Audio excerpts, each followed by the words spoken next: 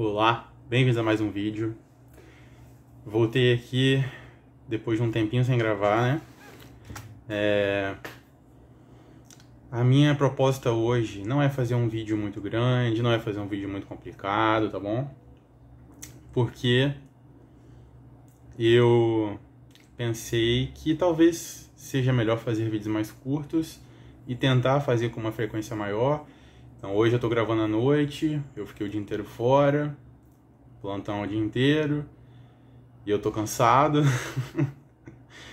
Mas a vida é assim, né? Se eu for esperar sempre os melhores momentos para fazer as coisas, eu vou fazer elas de forma pouco frequente, para não dizer que eu não vou fazer nunca, né? Então é isso. Hoje eu até pensei em trazer outros assuntos, ler outros textos, mas pelo visto algumas pessoas que assistiram os últimos vídeos gostaram desses vídeos aqui que eu tô fazendo sobre o livro de Mateus. Então eu optei por continuar. Eu pretendo ir até um ponto em que eu acho que dá pra mim e sempre tentando trazer alguma coisa diferente, né? No último vídeo eu li Mateus capítulo 3, o iníciozinho do 4, e a gente terminou na parte onde o diabo tenta Jesus, né? E assim, como explicar exatamente a existência do diabo? É uma questão complicada, difícil. Para os judeus, isso provavelmente não era um assunto assim muito unânime, porque parece que, pelo menos para os judeus mais antigos, né, aqueles que receberam a Torá e os que vieram logo depois, parece que eles entendiam que tudo provinha de Deus, né, tanto bem quanto mal. Isso fica ilustrado num livro da Bíblia judaica, ou do cânon judaico, que é o livro de Jó, que retrata a história de um homem que não era judeu, mas que parecia enxergar a vida assim, né? Então, o bem e o mal vêm de Deus. Inclusive, eu tenho um vídeo aqui que eu já fiz sobre Jó, não sei se eu li essa parte, mas depois que tudo de ruim acontece com Jó, por mais que o Satanás apareça ali, na verdade não é bem um nome próprio e tal.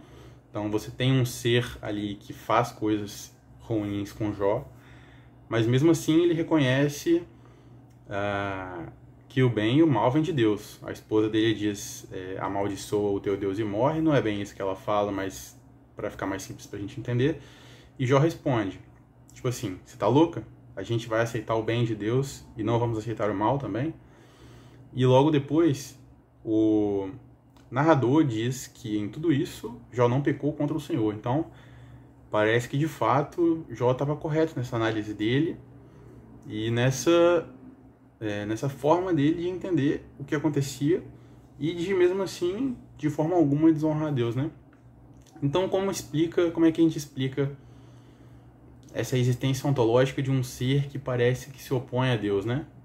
Que é o diabo. E aí, as explicações são variadas, né?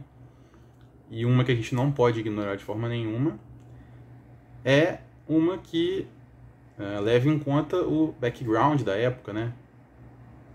O Israel estava sob o domínio de Roma, mas tinha ficado durante um muito bom tempo sob o domínio persa. Então, certamente herdou algumas influências persas. Isso, inclusive, é visto em alguns textos. Por exemplo, Eclesiastes, Daniel, alguns outros livros. Então, é inegável que os israelitas do período lá em que Jesus estava vivo, como ser humano aqui, em corpo de carne e osso, os israelitas eles tinham alguma influência persa ainda, e a religião persa predominante na época era o zoroastrismo, que existe até hoje, né? E no zoroastrismo você tem um deus bom e um deus mau, né? Então você tem um deus do bem e um deus do mal. E talvez o cristianismo tenha bebido dessa fonte aí para identificar o diabo como um ser ontológico, né, do mal e tal. E depois o apóstolo João associa esse ser ontológico à serpente do Gênesis 3, né? Então não é como se fosse uma coisa totalmente nova, mas isso é um papo por outro vídeo. E aí a gente terminou o último vídeo com essa discussão, com essa tentação do diabo para com Jesus Cristo. Eu não vou entrar muito em detalhes, porque eu imagino que tem alguma riqueza nesse texto que eu não sei acessar, então eu acho que não vale muito a pena. Então vamos ler a partir do versículo 12, Mateus capítulo 4, versículo 12. Eu vou ler na NVI, tá bom? Que é que tá mais fácil aqui pra mim. Depois que o diabo tentou Jesus, e depois ele se retirou, e aí no versículo 11 diz que o diabo o deixou e anjos vieram e serviram a Jesus, que estava em jejum há 40 dias. O versículo 12 diz: quando Jesus ouviu que João, que era João Batista, que apareceu lá no capítulo 3, João tinha sido preso, Jesus voltou para a Galileia, que era, se eu não me engano, era a região onde ele vivia. Saindo de Nazaré, foi viver em Cafarnaum, que ficava junto ao mar, na região de Zebulon e Naftali, 2 tribos de Israel, para cumprir o que fora dito pelo profeta Isaías. E aí isso está lá no capítulo 9 de Isaías. Versículo 15. Terra de Zebulon e terra de Naftali, caminho do mar, além do Jordão, Galileia dos gentios. O povo que vivia nas trevas viu uma grande luz, sobre os que viviam na terra da sombra da morte raiou uma luz. E aí eu não vou entrar muito nesse texto, porque é um texto difícil, tá bom? Pelo menos pra mim. É difícil pra mim, né? Vai ter pessoas que não acham difícil. E aí, versículo 17. Daí em diante, Jesus começou a pregar, abre aspas, que no texto original não tem aspas, né? Então, Jesus começou a pregar: arrependam-se, pois o reino dos céus está próximo. Se vocês repararem bem, é a mesma coisa que João Batista dizia lá em Mateus capítulo 3, versículo 2. A mesma coisa. E aí, no próximo vídeo, eu acho que é prudente a gente se esmiuçar um pouquinho melhor no que é reino dos céus, né? O que é exatamente isso. Porque no capítulo 5, que vai ser tema de um outro vídeo, Jesus ele vai trazer isso à tona, e isso parece, de certa forma, ditar a dinâmica de muita coisa que Jesus vai dizer. E aí, até preparando para um próximo vídeo, reparem que o que a gente está lendo aqui, Mateus capítulos 1, 2, 3 e 4, o que a gente está lendo aqui é narrativa. O gênero textual é narrativa, ou seja, é um texto que vai contando uma história. Existem falas aqui e ali, de personagens que aparecem, mas o texto é uma narrativa. No capítulo 5, o texto vai deixar um pouco de ser uma narrativa e vai se tornar um discurso, o primeiro discurso de Jesus, escriturado aqui.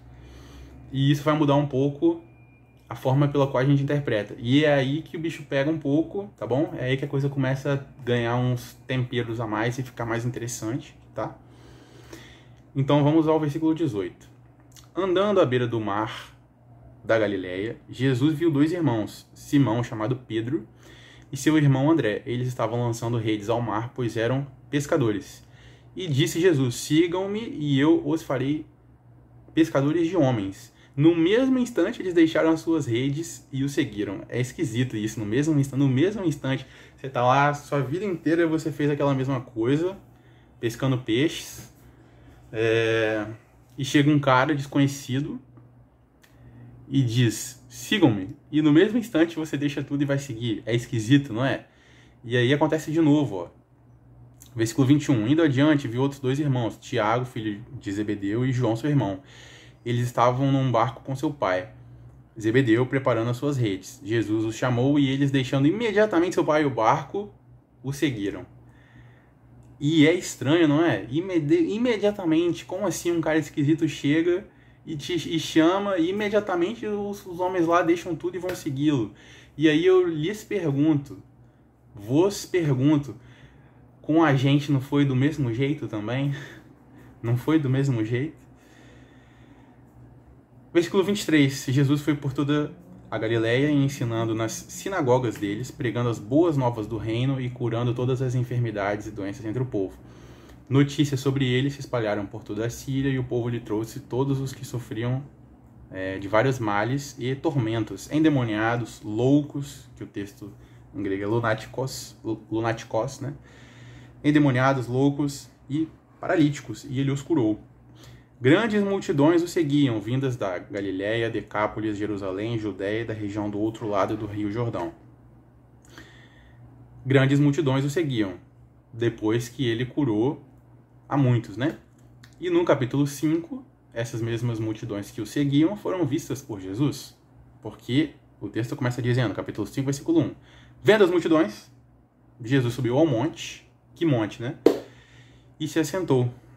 Seus discípulos aproximaram-se dele e ele começou a ensiná-los, dizendo, e aqui vai entrar o discurso de Jesus no famoso trecho do Sermão do Monte, que vai ficar para um outro vídeo, porque o meu propósito é que esse vídeo aqui seja curtinho, tá bom?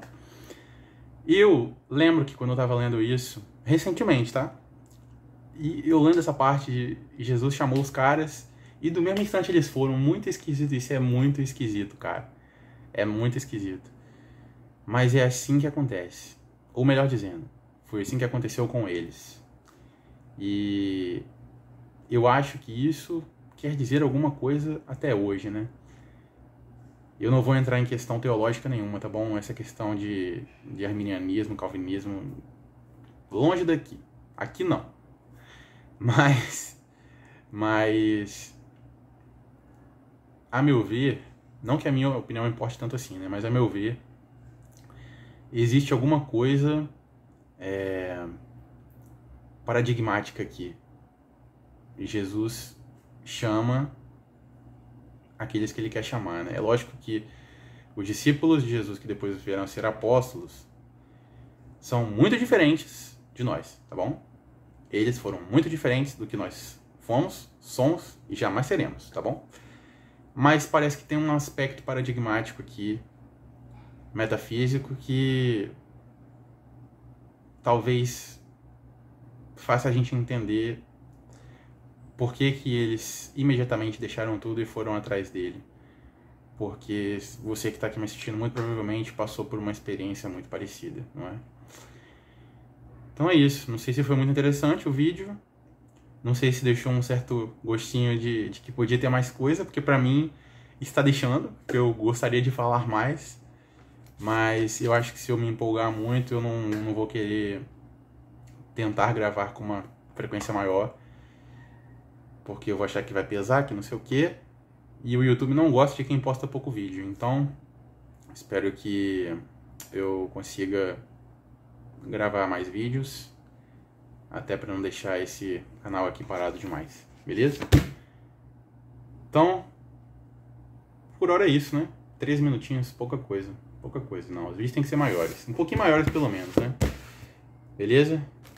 Espero que vocês estejam bem. E a gente se vê em breve, se Deus quiser. Beleza? Amém.